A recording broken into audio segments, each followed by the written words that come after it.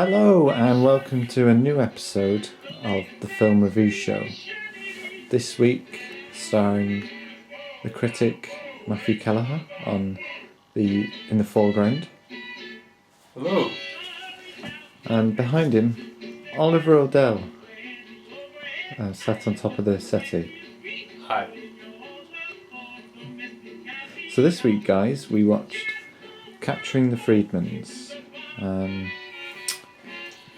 Well, first off, I'll ask you, Matt, can you explain what the film was about?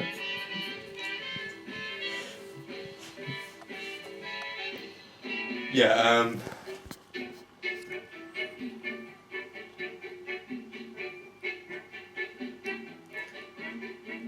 the film sort of covers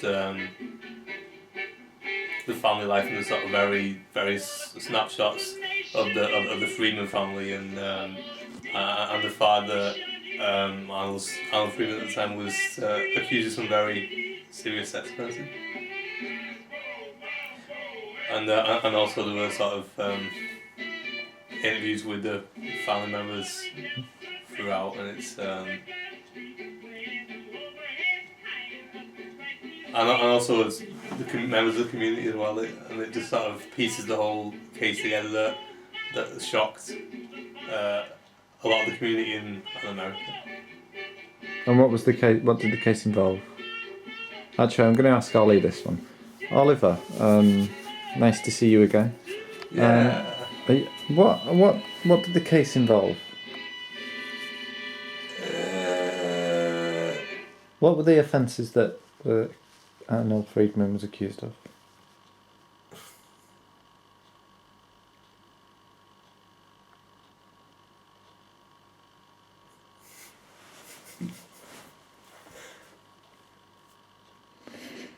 It's not. Thanks, Ollie. Yeah. And so I'll move on to you, Matt. What was Arnold Friedman accused of?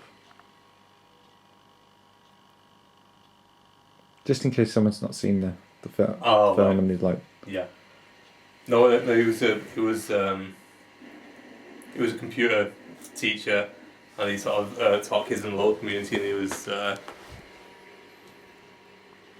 accused of molesting the kids. and we've watched the film. Yeah. And would you say you've enjoyed it? It was quite shocking, really. I mean, it just showed like the family kind of rallying together and and preparing for the trial and things like that, and also just them kind of trying to forget about what the family was going through and just kind of laughing and joking, really, which is quite sort of surreal, seeing what the background of the whole thing was. And who was your favourite character in the film? Well, there's some.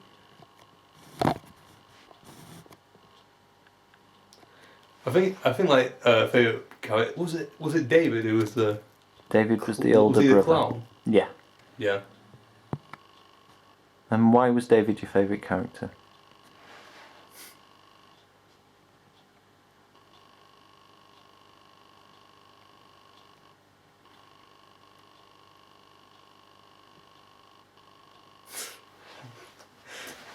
I don't know. I think. Don't know. There must be a reason why he was your favourite character.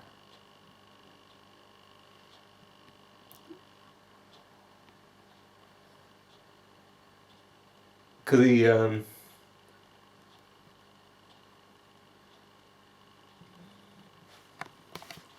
just seemed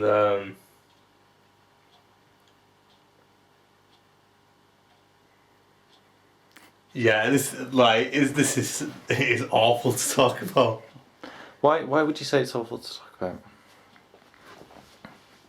about? Just because like the subject matter of the film was so shocking, really. Would you not? Well, if that was the case, then there wouldn't be a film to watch if it was so terrible that it couldn't be spoken about it? No, not that it isn't. Can't be spoken about, but it's can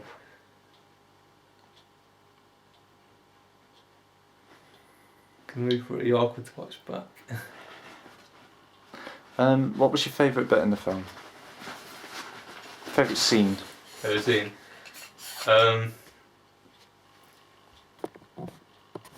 Just one of the most interesting parts was like the sort of Passover meal. In like the months leading up to this trial. A lot of the sort of underlying tensions and family conflicts were coming to the fore. The mother is an interesting character. She was sort of rejected by a lot of the family and seen as the outsider, and they sympathise a lot more with the father. Mm-hmm. And what happened during the meal? What happened during the meal is that is that they were really sort of getting on the mother's case for not being supportive of the father and not sort of giving him a full backing during the trial. The father kind of meekly defended his wife, but he sort of enabled them to all make her the enemy. So, do you believe that Arnold Friedman was rightfully accused and sentenced?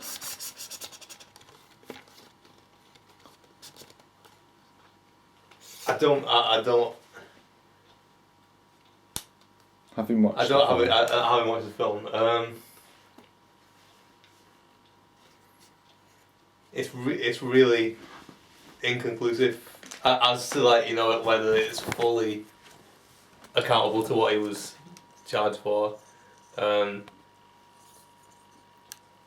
Obviously, there were some things that he did admit to, but the way the sort of film was presented, it's not known definitively either way. What about the son Jesse, who was also accused and sentenced? What did you think about his guilt? I'm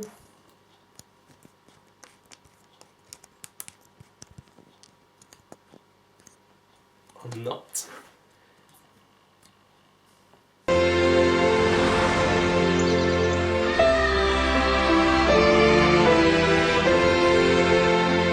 Maybe I shot the videotape so that I wouldn't have to remember it myself. Like when your parents take pictures of you, do you remember being there, or do you remember just the photograph hanging on the wall?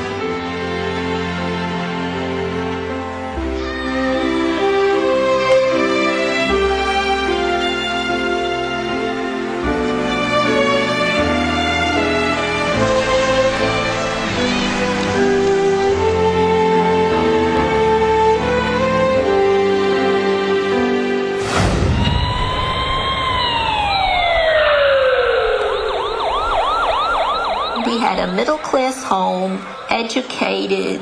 Where did this come from? What was confusing is that the bizarre way in which they acted during the trial. Before Jesse's trial, it was like a college graduation or something, where he's just sort of fooling around and dancing in the car park, and that's gonna come across as odd, like as much as it isn't kind of an everyday situation. When you'd expect anybody facing that sort of trial, whether they were guilty or not, to be very sort of solemn and subdued and really sort of feeling the pressure. But he just looked like he just off on spring break. So that the behaviour of the whole family, was very odd. Dysfunctional. Dysfunctional. Yeah, absolutely. That was the word that was thrown around a few times. But, yeah. What did you think about the? What did you think about the? When they touched on the hypnosis of some of the children. What did you think about that? Well, at the time, they would have sort of used some of those kind of experimental methods to try and reach the truth, but they were sort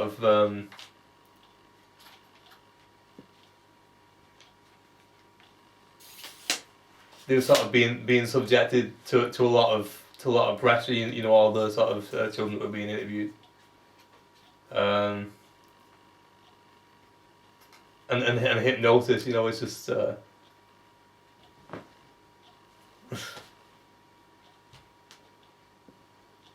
yeah. Sorry, I was looking at you.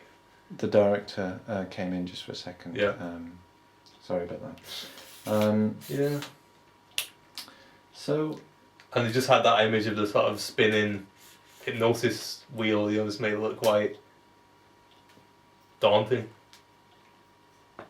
Do you think that the film was biased in any way? I don't think it was sort of strongly biased. It's maybe a little bit biased towards the family, possibly. Towards the family? Yeah. And do you think that that's unusual? Or?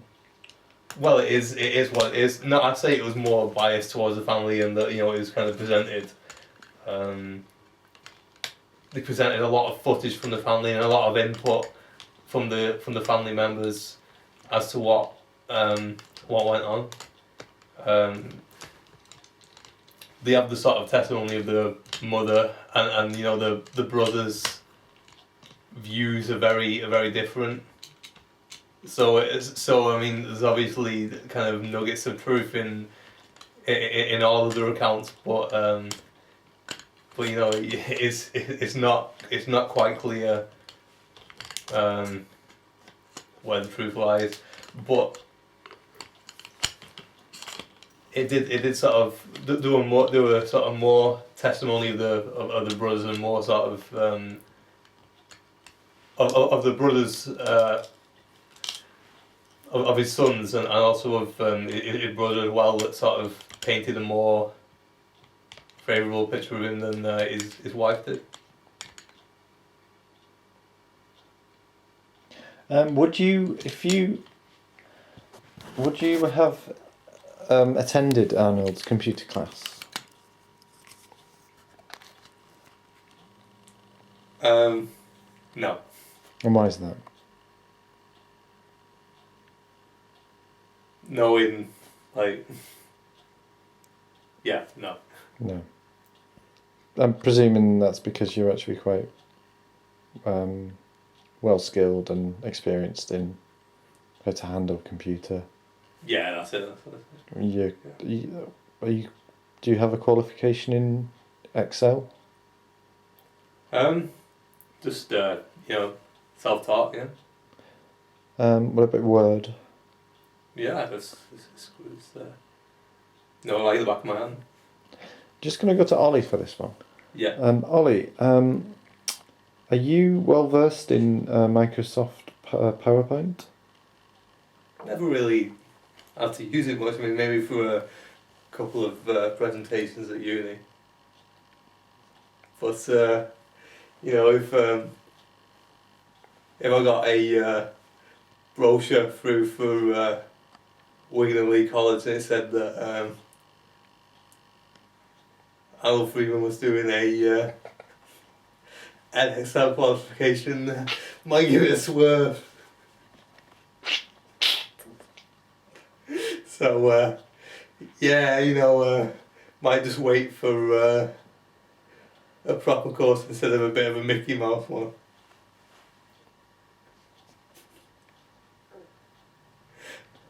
And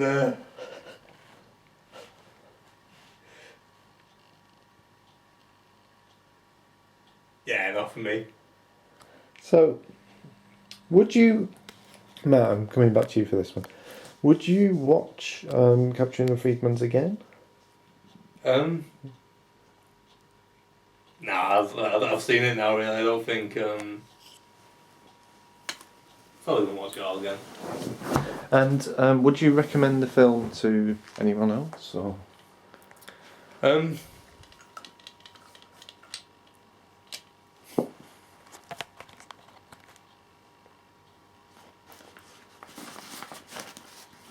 I suppose it is an interesting film. You know, it's like shocking in parts, but you know, it sort of paints an interesting picture of society and also the family unit and how the sort of extraordinary trial and the circumstances, how it all unfolded. But you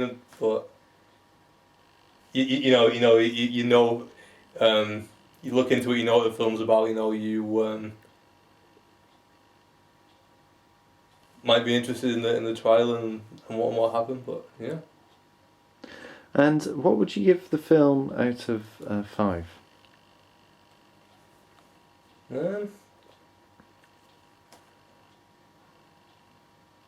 I'd give it 3 oversized clown shoes out of 5.